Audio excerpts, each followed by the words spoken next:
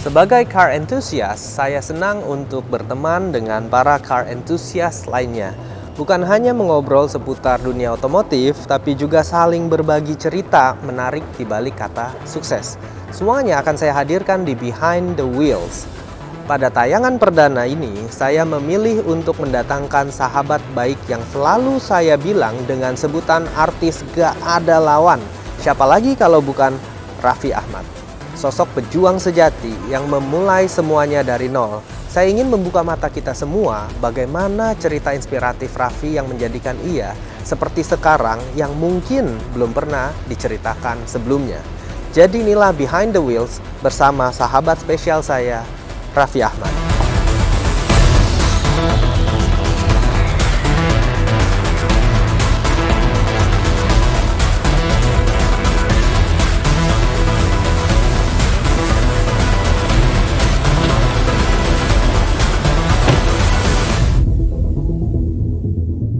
Wah. Woi, gua kali ini datang nggak mau ngomongin mobil gua. Gila aku pakai bajunya. Gila lu jadi bener kayak sales penjual mobil. Iya dong, kita mau jadi YouTuber. Gua nggak mau ngomongin mobil gua, tapi gua mau ngomongin mobil lu nih. Oke? Lu kan juga punya Rolls Royce nih, ya kan? Pertama gua mau nanya dulu, kenapa plat nomor lu ini B1 RFT? Oke, Apa artinya tuh? RFT tuh Rafathar. Rafathar. Ini mobil B1 RFT tuh berarti anak pertama gua Rafathar. Oh gitu. Jadi ini punyanya si Rafathar. punyanya si Rafathar. Berarti dia Luar punya biasa. Rafathar dong. Emang lu beli dari tahun berapa ini? Jadi ini gue beli, ini kayaknya mobilnya nggak tahu deh, nggak tahu 2012 atau 2013 gue lupa. Ini 2011 soalnya Oh, ada 2011 tulisan ya? Centenary. Centenary itu 100 tahunnya Rolls Royce. Ini sebenarnya limited edition nih. Oh ini 2011 berarti? Iya, ada Lebih tulisan tahu dia daripada gue loh. Centenary. Iya Jadi dong. gue sejujurnya punya mobilnya nggak sengaja. Gue jadi waktu itu punya villa di Pulau Seribu Iya. sama temen gue, Oke. sama Pak Lal da Silva. Oke, beli mobil juga sama gua tuh. Nah, Lal da Silva dia kan mobil koleksinya banyak tuh. Rolls ada, Ferrari ada, Lambo ada. Di waktu itu pas pacaran sama si Gigi tuh bohong gue. Wah ini kayaknya keren nih, ada kapal sama villa. Gue mau beli kata si Gigi, ngapain, jangan, udahlah kan kita mau nikah, mendingan uangnya gini. Akhirnya gue beli diem-diem. Oke. Gue beli diem-diem selama 1 tahun sampai gue habis nikah. Selama 1 tahun habis nikah, Gigi nggak tahu kalau gue punya azimut kapal sama punya villa di Pulau Seribu. Jadi bohong terus sama dia. Gue bilang, gue tuh punya teman. Nah, akhirnya karena gue udah kepepet takut apes, ya udah akhirnya gue ngomong tuh sama si Lal, lagi ngobrol-ngobrol. Lal bilang, gue belilah villa lu kan jarang ke sini. Oke. Akhirnya ya udahlah, lu beli aja villa gue. Tadi kan kongsi berdua sama dia. Iya. Ya udah tapi gue bayarnya pakai mobil gue aja deh. Oh ya udah, nggak apa-apa. Akhirnya dibelilah, dikasih lah ini gue. Tukeran. Tukeran. Akhirnya kapalnya gue jual ke lu. Iya, kapalnya jual ke gua. Ini lu tahu nggak sih optionnya sebenarnya? Ngerti nggak option? Gue kurang ngerti. Jadi ini Nggak tahun ngerti 2011 nih. option. 2011. Tapi ininya Centenary gue ganti. Edition. Iya, jadi 2011 kan seri 1 namanya. Ini seri 2 lu facelift ya? Iya. Karena lampunya berubah. Karena gue lebih seneng yang ini. Kalau itu kan lampunya agak gede gitu lebih kan. seneng, iya. Jadi gue lebih seneng ini karena lebih seksi. Ya udah kita lihat interior ya. Oke. Nah, interior nih keren. Ini ada lu modifikasi Nggak apa? ada. Jadi kalau untuk dalamnya gue suka banget. Jadi ini elegan, warna Iya. ini warna yang Tan, cukup warna tan. krim ya. Dan ininya gue rawat nih. Kemarin sempet ada ya kayak gini-gininya nih. Copot. Sempet copot, gue udah Iya. ganti. Cuman Lu gue ganti harganya berapa? gue lupa deh. Gue nggak pernah lihat harga kalau gitu. Oh, orang kaya. Gua belajar dari lu. Kalau lihat Gila. harga sakit hati. Sebenarnya kalau ini ganti, ini harus ganti satu konsol sampai Iya, depan-depan. betul. Ini ganti. Itu 80 juta. Ini harusnya. ganti semua. Iya, sampai udah ganti depan-depan. semua sampai depan-depan. Jadi udah ganti, biasanya kan memang. Nah, ini kelemahannya mobil kalau kita parkirin di luar dan kena panas. Iya, lembab, copot Lembab. semua, Nah, hilang. itu Memang betul. dia. Jadi itu makanya kita harus punya satu tempat Oke. mobil yang ada AC lah. Nah, ini nggak ada apa-apa modifikasi, cuman lu pasang karpet paling ya. Nah, ini Karpet cuman doang. pasang Ini karpet. sebenarnya karpetnya ada lamb's wool. Lamb's wool tuh dari bulu domba, tebelnya bisa 3-4 cm. Tapi lu kayaknya nggak dapet. Jadi mungkin bisa minta sama Lal. Ya, jadi waktu itu karena gue dapetnya juga kan dia pakai mobil nih. Terus gua aja kunci cadangannya aja Lal lupa ngasih. Terus dia udah pindah ke Australia kan. Iya. Udah akhirnya gua ya udahlah nggak apa-apa lah, makanya gue punya. Tapi lu ada target nggak mobil apa yang lu pengen beli? Gue sebenarnya kalau mobil tuh udah nggak terlalu maniak lagi. Dulu justru Lebih suka mobil sport atau mobil-mobil kayak gini, disetirin, mobil gede, mobil sedan gue pengen banget beli Rolls Royce yang Ghost yang baru. yang baru? Cuman kemarin Gigi masih ngoceh lah, ini kan kita masih ada ini nanti aja. Tadi gue bilang, ya udah gue jual mobil, tuker. Nah, sekarang tuh Gigi gitu, kalau lu mau beli mobil, lu harus tuker. Akhirnya ya udah deh, gue bilang nanti pelan-pelan deh. Tapi gue bingung antara Lambo gue kan habis dimodif tuh, antara itu, cuman mau gue pakai dulu. Karena mobil itu juga lumayan, gue modifnya gila-gilaan lagi. Oke, selama lu punya mobil ini puas nggak? Atau ada kurang? Atau untuk harga segitu puas nggak? Biasanya kan kalau Rolls Royce kan disetirin, tapi gue tuh senang banget nyetir mobil ini. Karena suspensionnya tuh enak banget. Abis mobil Rolls Royce, mobil Mercy, BMW gitu. Tapi Mercy BMW oke menurut gue, tapi tergantung serinya ya. Tapi pas gue naik Rolls Royce ini, wah suspensionnya enak banget, mesinnya halus banget. Dan tenaganya juga, gue pernah geber nih, Jakarta-Bandung, Bandung-Jakarta, gila kencang banget di mobil. Jadi nggak nyesel punya mobil ini? Nggak nyesel, gue senang banget sama Rolls Royce. Oke, ya udah sekarang lu kan bilang seneng nyetir, kita coba nyetir. Oke.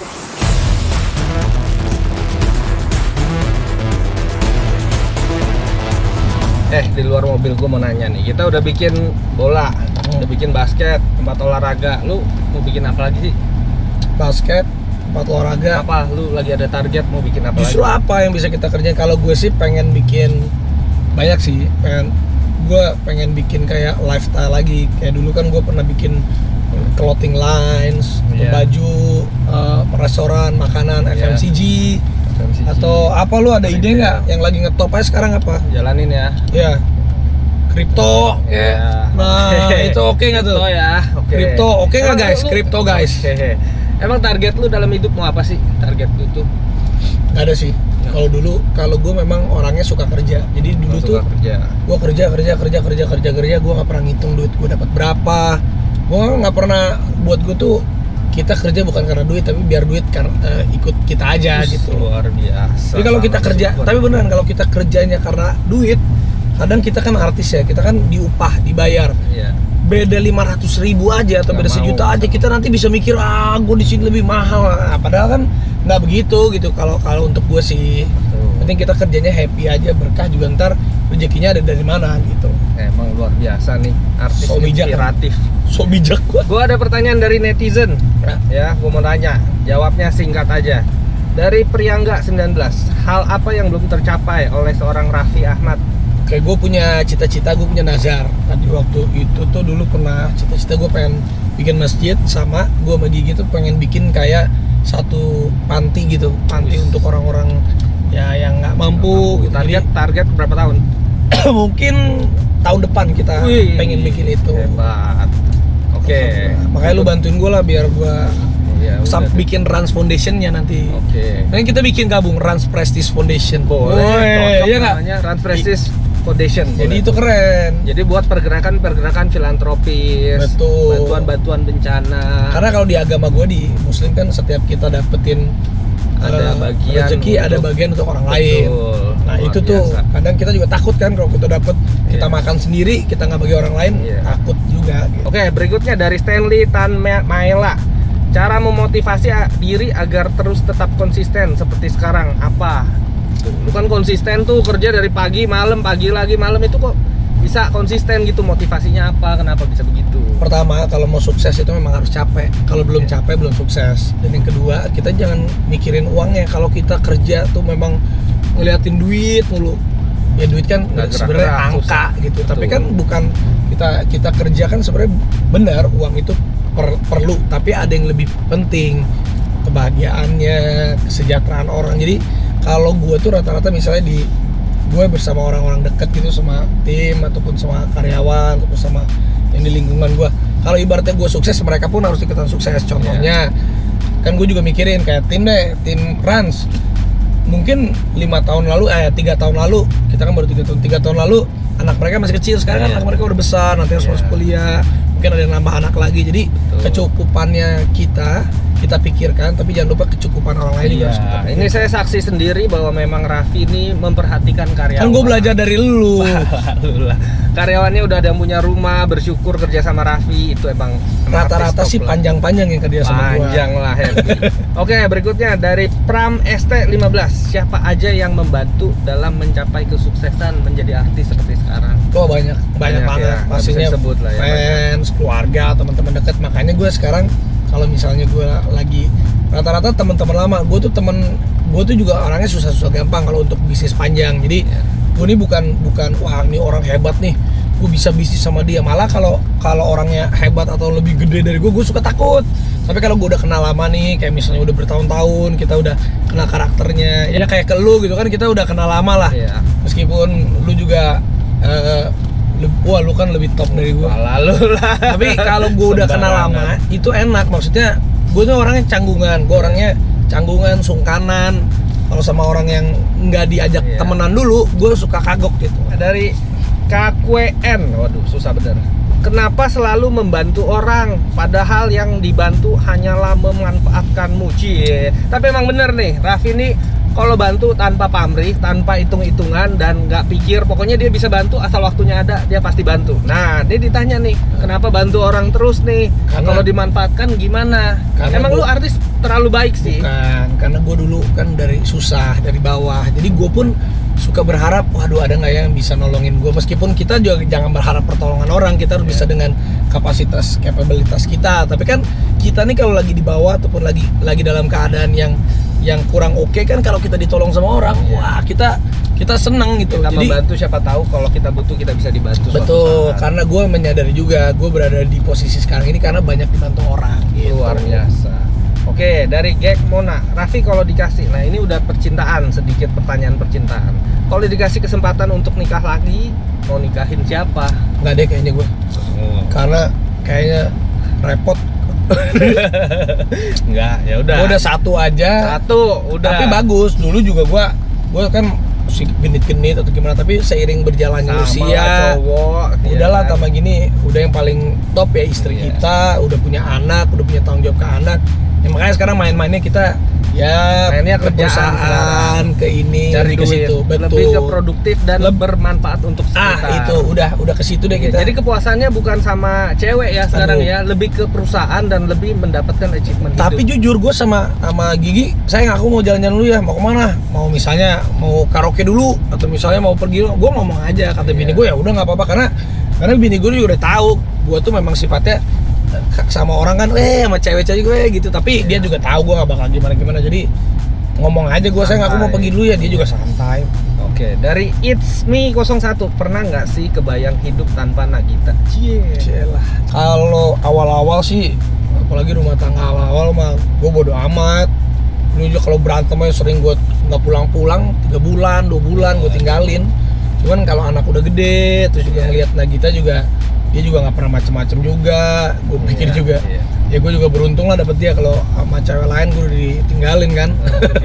Jadi ya hidup kita udah di fase setelah 5 tahun pernikahan ini, kita udah di fase ya udah kita mature, udah dikasih sama Allah juga rezeki yang bagus, kita juga dikasih hidup yang ya cukup, anak yang sehat, keluarga yang baik semua. Jadi ya udah deh, kita mau ngapain aja, ya udah memang kita harus sama-sama gitu, harus mensyukuri semua, menyayangi gitu. Pertanyaan terakhir dari Anggiarta 12. Apa satu hal yang pernah dilakukan Nagita dan membuat hati Raffi sebagai seorang suami tersentuh? Iya, dulu kan gue sering nggak pulang-pulang, sering berantem. 2 tahun pernikahan mah kacau, gue hampir 3 tahun pernikahan. Terus tiba-tiba kalau setiap kali gue pulang malam tuh, bini gue tuh jam 2 tuh sholat, nangis. Akhirnya tersentuh kayak gitu. Jadi emang perbuatan baik tuh tidak akan dikhianati gitu. Jadi kalau hasilnya juga baik. Bener, kalau cowok kayak gue gitu, kalau ceweknya tambah tambah gitu. Ya, Yang dulunya ada makin gua malah keras, malah pergi dari rumah. Iya. Kalau dulu aja Gigi pernah bilang, ya udah aku mau keluar dari rumah, aku bawa Rafathar. Ya udah lu bawa Rafathar ya. Tahun depan ntar ada Rafathar baru lagi, lu jangan salahin gua. Kalau gua dulu gitu terus. Iya. Semua cowok rata-rata gitulah, keras ya keras. Tapi Kalau saat- istrinya iya. lembut ya kita malah jadi itu. Karena memang bener sih, kita sebagai seorang laki-laki, godaan itu kan cuma 3, harta, tahta, wanita. Iya. Nah, saat kunci pertama kita saat kita lagi panas, itu istri. Kalau istri kita bisa menenangkan dengan ya keademan dia dan caranya dia sendiri, Iya. wah itu kita nggak akan kemana-mana. Betul, betul. Luar biasa nih. Emang Raffi ini sosok yang inspiratif. Gila, gila. Bekerja Gila, gokil. keras. Gokil. Habis itu benar-benar suka membantu, suka menolong. Karena Itu gue juga pembantu yang dari dulu juga. Dan yang sekarang, Raffi yang sekarang ini benar-benar sayang keluarga, cinta istri, cinta anak. Jadi emang bukan Raffi yang Tapi zaman- proses perjalanan waktu lah, gue juga bilang gue nggak sempurna. Gue juga habis nikah juga 2 tahun, 3 tahun Gigi sengsara. Gue genit-genit sama cewek, masih nggak pulang, masih. Karena dulu gue tinggalnya kan sendiri dari zaman SMA sampai kan nggak pernah ada yang ngatur gue gitu. Iya. Suka-suka. Ya Cuman ya udah. proses perjalanan waktu lah. Yang penting sekarang udah lebih baik dan masa depannya tentunya lebih baik juga. Karena gue pengen kayak lu nih, Apa kayak gua? bisa punya gedung. Ini mau bikin kripto dia gila. Oke, Gokil. kita bikin kripto nanti bareng. Oke. Sip. Di basket Mantap. kita gimana nih? Basket, ya. Lanjut Oke nih, dong. lanjut nih. Lanjut. Oke. Semua olahraga, pemain gundu juga kita bikin ntar. Bola bekel, gundu. semua Oke kita- guys, nanti kita akan bikin tim basket, pokoknya tungguin aja. Mantap. Tonton terus Prestige Production sama Raffi. Top.